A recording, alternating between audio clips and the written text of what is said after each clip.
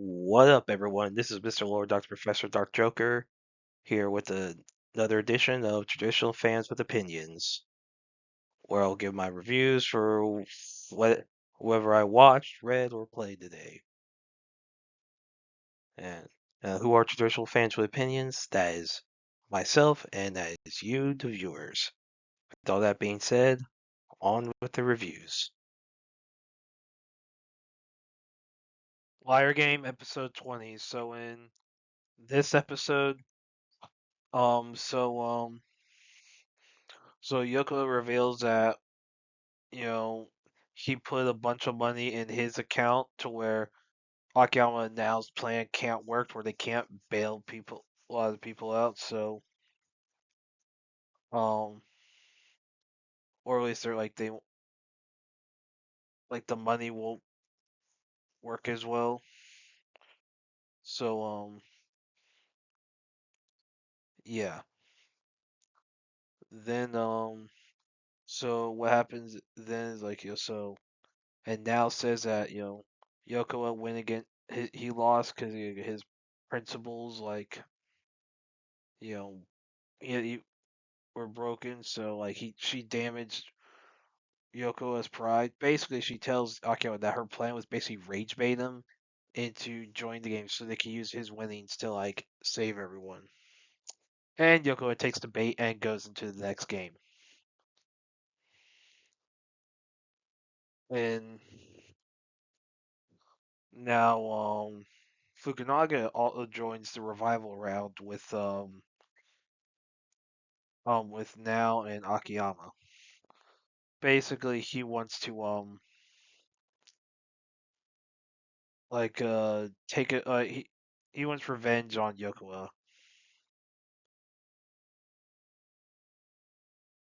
And so yeah. And but yeah, then you have the redhead guy. He's joined. He's going moving on to the game as well because basically he's inspired by Now and Akiyama wanting to help people. So now then the revival round is the loser revival round is a 3-on-3 match. So you have Akiyama, Now, Fukunaga going against this other team of three, like a new character. So the game, involves all these chips. So they're trying to figure out who has each role. So we'll see how the game goes. So yeah, I thought it was a good episode. They now actually did something. Like now finally did something. I mean, really, come on. It took how long? I mean, to be fair, Akiyama's basically been the main character for a while. Thankfully, he's a better protagonist than Now. So what's gonna happen? Now we have the rest of the rest of the games. We'll see how that goes. Regards to if how they make it past this season, if they do another season, who knows? But yeah, I thought this was a good episode. Looking forward to the next one. The Insipid Prince's Furtive Grab for the Throne, episode 7. So in this episode, so Arnold, Leonard, and Krista. So Krista's the little girl who's the princess. So they meet with Mitsuba, who's Emperor Johannes' sixth wife, and those three royals' mother. And so basically Arnold and Leonard are meeting with her before they leave to do their new jobs. And basically they're reassured that she don't have to worry about them. And Mitsuba asks between Arnold and Leonard which one's gonna marry Fine, and they both get embarrassed by they're they're the or they basically, they both say, they're just hanging out with her because of basically their alliance with the Duke, with her father. Um, and so, Now, due to the fact that with you know Arnold and Leonard being away, um, Arnold was concerned that Mitsuba and Krista will be targeted by Eric, Gordon, and Sandra. So he asked Samus's help to get some neutral nobles to Leonard's faction. So how he how he handles it, he helps Count Bales, who's the Vice Minister of Industry, to ask Johannes to for permission to divorce his wife Bettina, who basically likes to screw around. And so basically it's revealed that basically he had learned Arnold had learned that Bettina is a distant relative of Xandra. Basically, Xandra had her manipulate Bales, basically marry him, and and have an affair with his boss, the minister, so that once the affair got exposed and all that, will be ruined financially, and then the minister will be replaced with someone that she wants, basically someone for Xandra to put in charge. So and then and basically it would be a way for so basically so if Bales became new minister, Bales would be loyal to Xandra. Now Arnold's just basically doing the same thing, but he's doing it himself, so he gets Bales' loyalty. And so of course there's concern that Xandra will retaliate. So Arnold has Fine uh go to Duchess Anna's estate, so that's Elda's mother.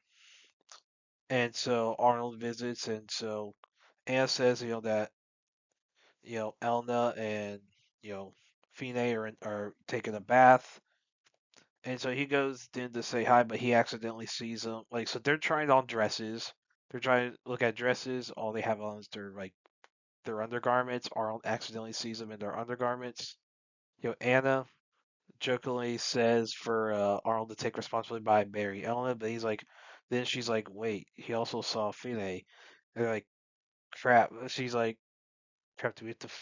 She's like, should we have fight Fine's family for Arnold or just have him marry both? And Arnold's like, I ain't freaking dealing with this right now.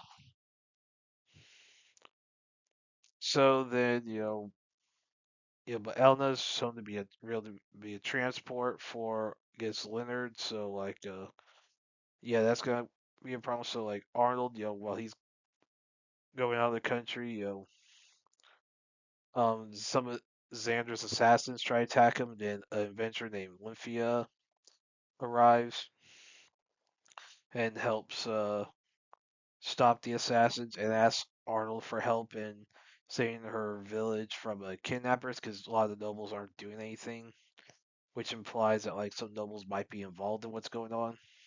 Arnold agrees to help in exchange for Olympia protecting Fine, which Olympia agrees to.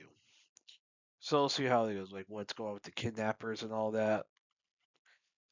And there's interesting things. So during the beginning, you have Johannes, it's shown he basically suspects that it's revealed that when he was a prince, when his I guess his predecessor was in charge, and basically he had to compete with his siblings for the throne.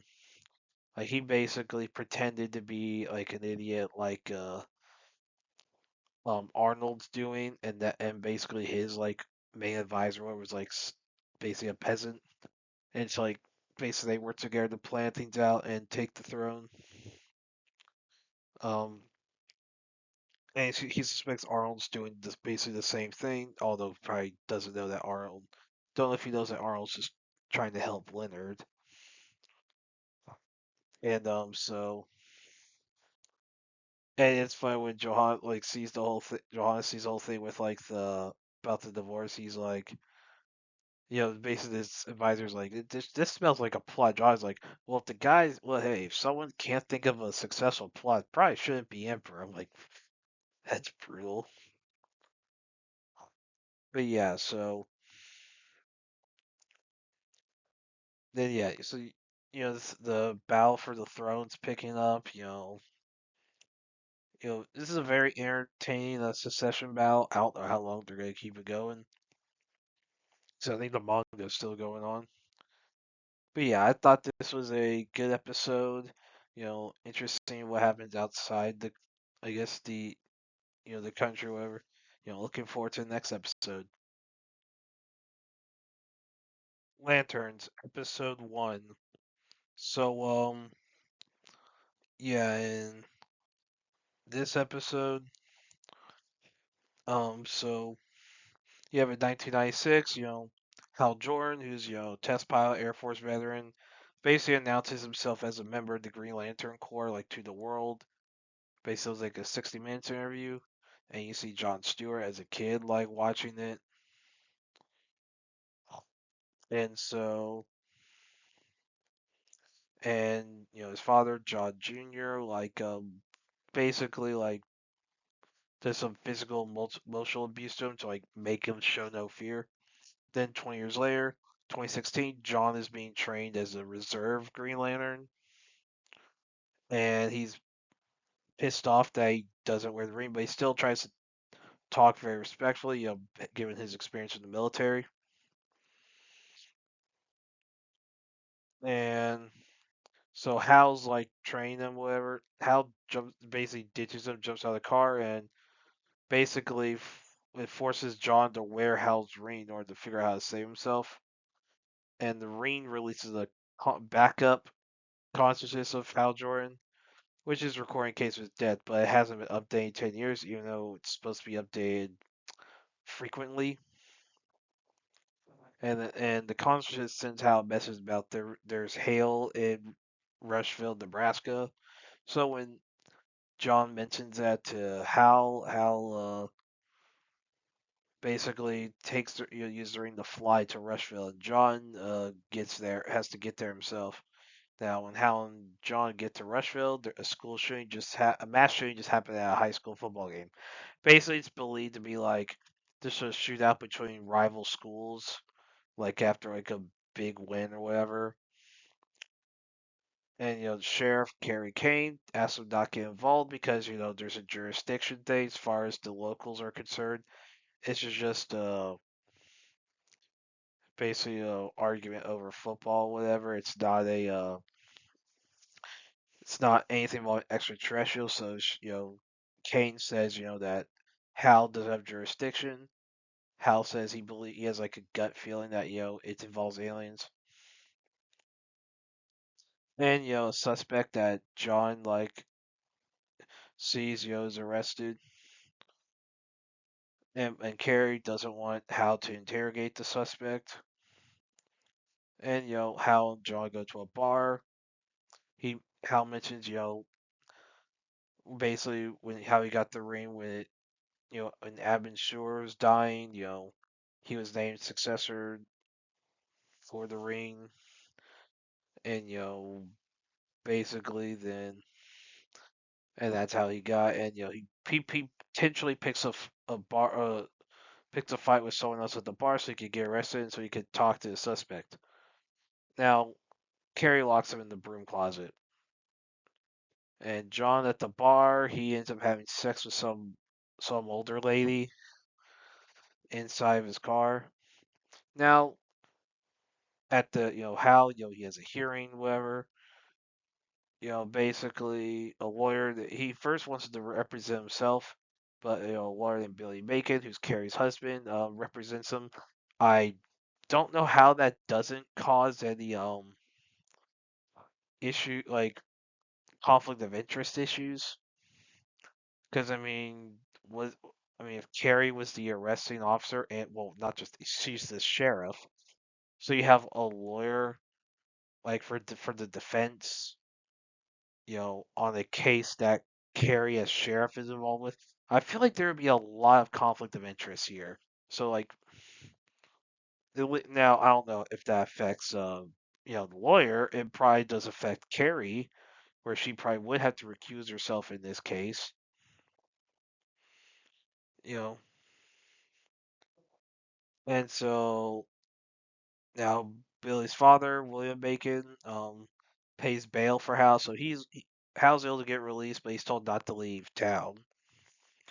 And so William asks for Hal and John to meet him at the at a ranch, for dinner. And William's taking care of some client, whatever. And so basically, and John learns that the woman he had sex with is Zoe Macon, who is William's wife. Now, Williams able to use his connections with Carrie to help allow Hal to interrogate the suspect named Waylon Sanders, who Hal suspects of being an alien, and he's able to use Hal uses various questions to confirm that Waylon's an alien.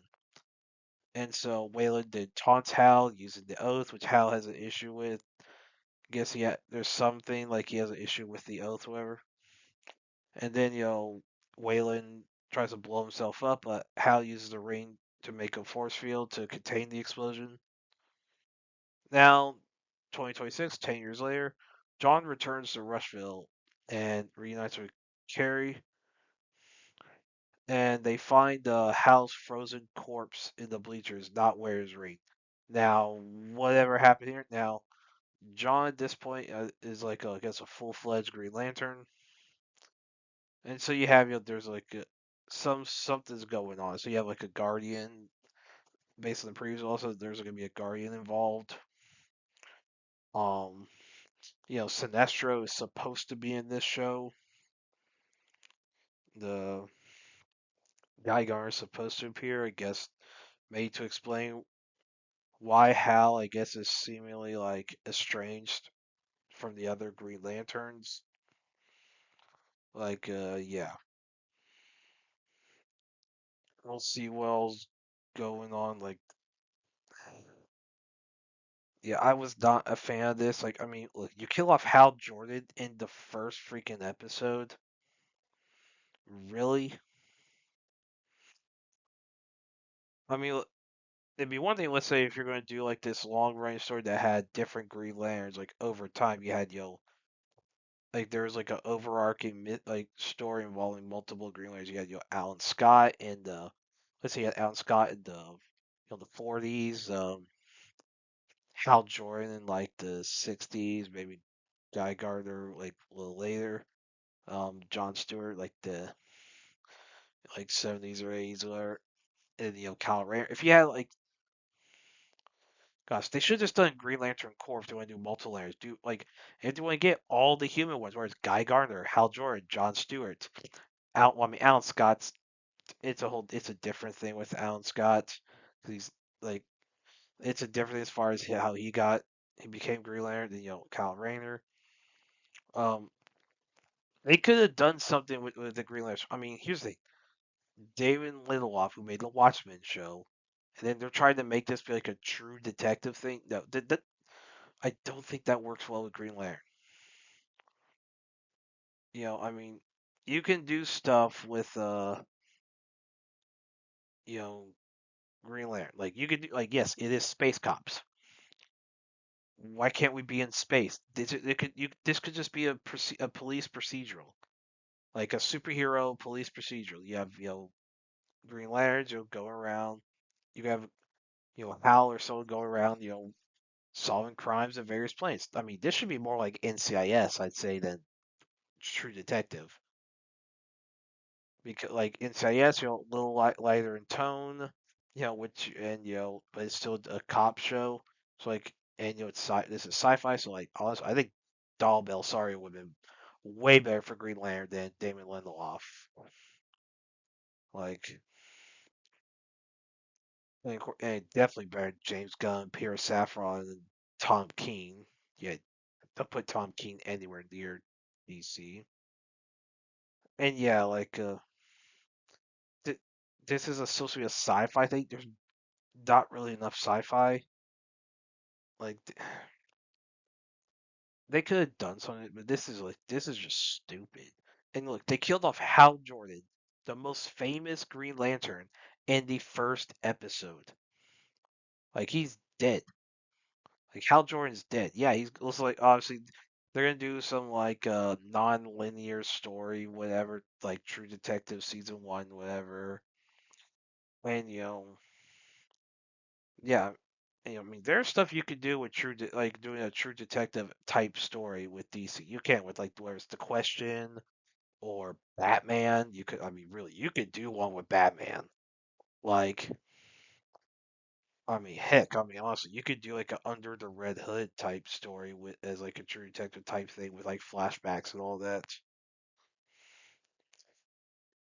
But Green Lantern, not so much.